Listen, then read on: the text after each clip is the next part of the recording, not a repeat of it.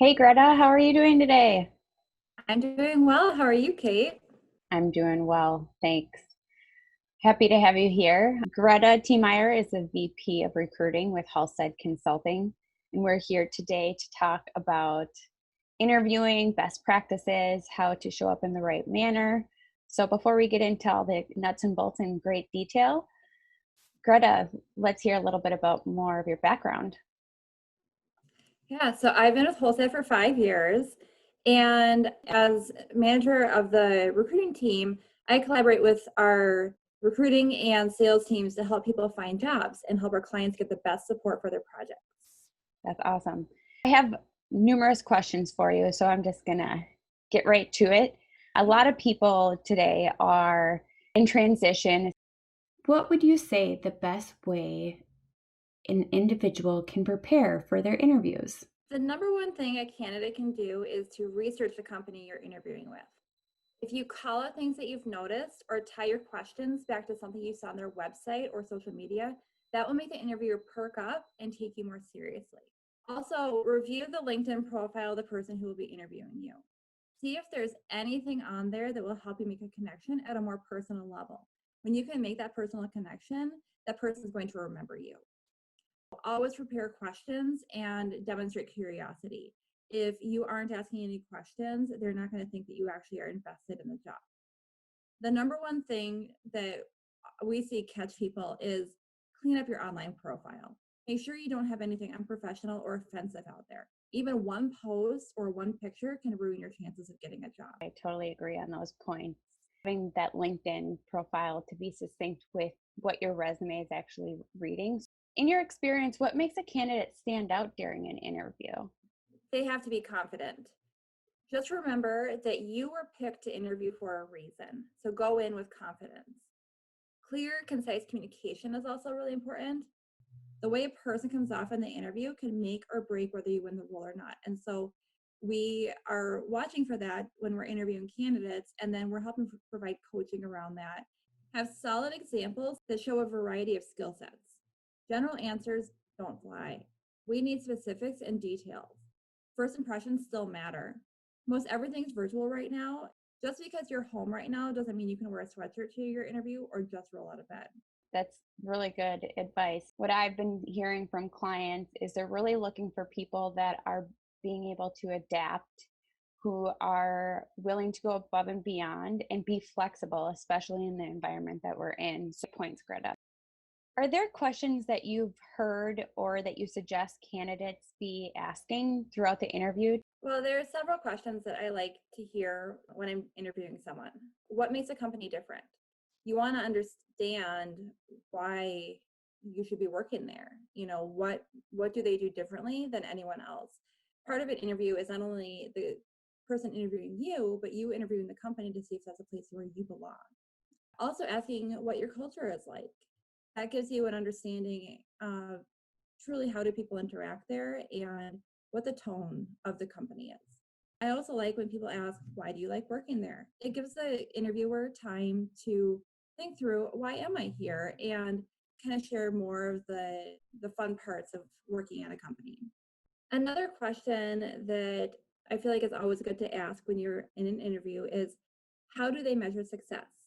Understanding what those expectations are and how they evaluate your performance is important to know before you start at a new company. So asking what kind of individual thrives in your environment, that will also help you understand truly if you are a good fit or not. Tying back to something I said earlier, pick something off the website that stuck out to you and ask how that's incorporated in their day-to-day operations. That'll show that you've done your research and that you're thinking through how it connects with what they've shared with you so far. Those are awesome questions.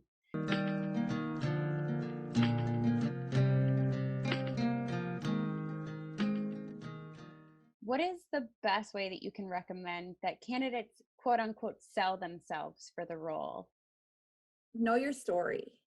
Take the approach of being a storyteller and share interesting details that will help you stick out in the interviewer's mind afterwards.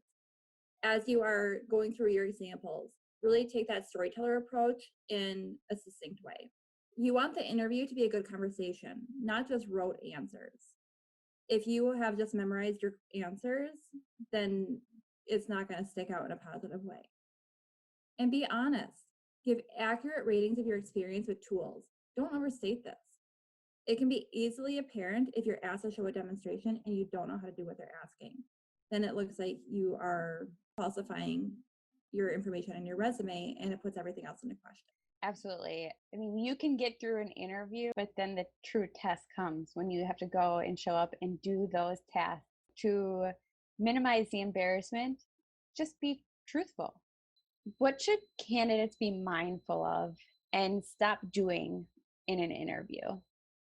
A key one is to stop giving exhaustive answers. Interviewer doesn't need to hear every single detail or multiple side stories, and it's really easy to get sidetracked. Share what's relevant to the question and the role. This ties back to that whole listening piece. You really want to listen to what they're asking. Mm-hmm.